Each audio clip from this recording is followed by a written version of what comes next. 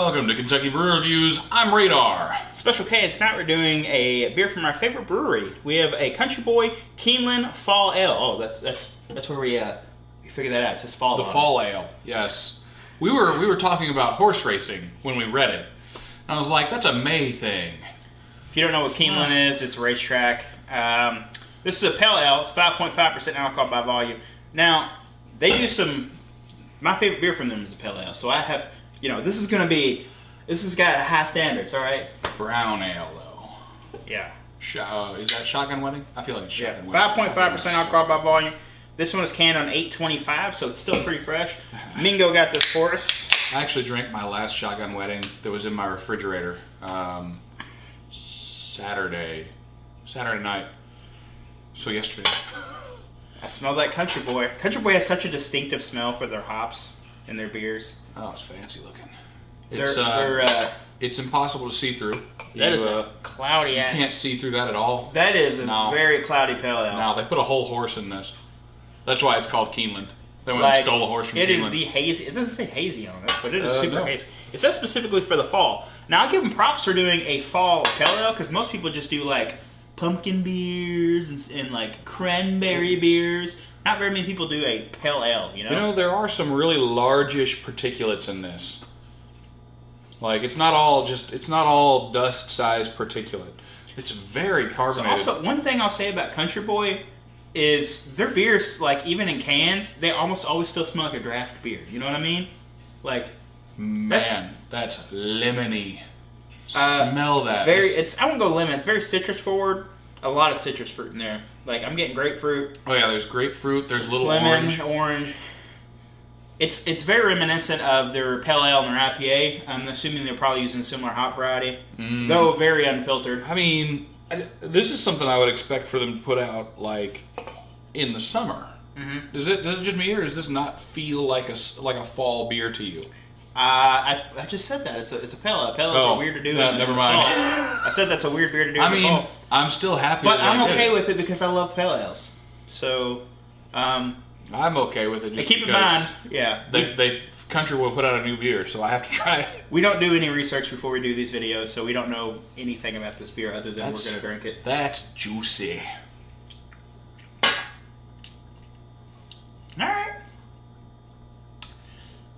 It's not as hoppy as it smells, but that's a good thing because it's supposed to be a pale ale. So if it was too hop forward, then it would be more of an IPA. Yeah, that's like a little bit sweet, and then it turns off and becomes like grassy.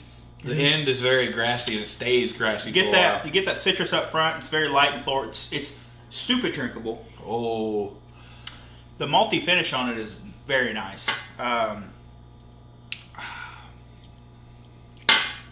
This is good. It's not nearly as fruity as it smells. Mm-hmm. There's some lemoniness.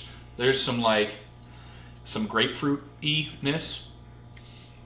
Yeah, it's good. It's very drinkable. It's not as girthy as it looks either. It's surprisingly drinkable. You look at this and you'll be like, there's no way that's super drinkable. Yeah. It probably still is about 1,000 calories per can. Yeah, it is very drinkable. Yeah, I could definitely do that. It doesn't feel like a fall beer. I will say, I don't like it as much as Halfway Home. But that being said, Halfway Home's like a 10 for me. So this is really, really good. Still. Very drinkable. Price is right on it. Country Boy's always around under $10 or less for a 6-pack, which is always a good deal. Can's nice. They do the shrink wrap cans on them, which is nice. On their main line series, like the cider, the cougar bait, the nacho bait, and then the cider, and then also sometimes the lime in the summer. Shotgun Wedding isn't shrink wrapped. No, Shotgun Wedding isn't. That's their main line of beers. Yeah, they're core flavors. And they also have Dynasty now, which is their Imperial IPA in the blue can. So if you can get this, I highly recommend trying any kind of Country Boy beer, but this one specifically. I still think it's worth a try. It's a really good pale ale. If you're a pale ale fan, definitely try it. I think this beer is a solid 8.5, in my opinion.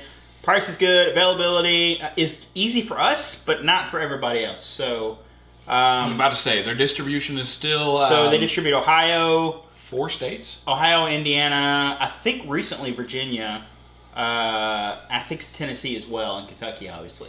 So everything surrounding Kentucky, pretty much, they distribute. Naturally. So if you live in or around Kentucky, you should be able to find Country Boy relatively easy. If not, if you can get stuff shipped to your state, I think they do. You could probably order it offline, but some states, they don't allow that because, like us, we have a prohibition law that's been in effect since, prohibition. They're in the process of getting rid of that. I have heard. I hope so. Yeah.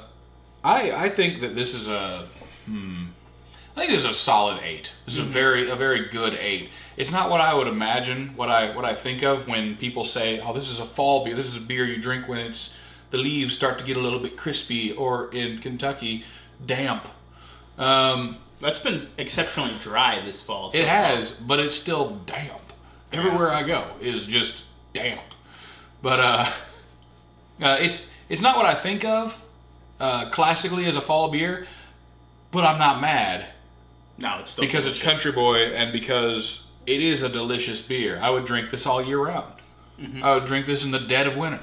Yeah. All right. Well, that has been our episode. If there's something you'd like to see on the channel, leave a comment right there. Don't forget to hit that like button. I'm Special K. And I'm Radar. Thanks for watching.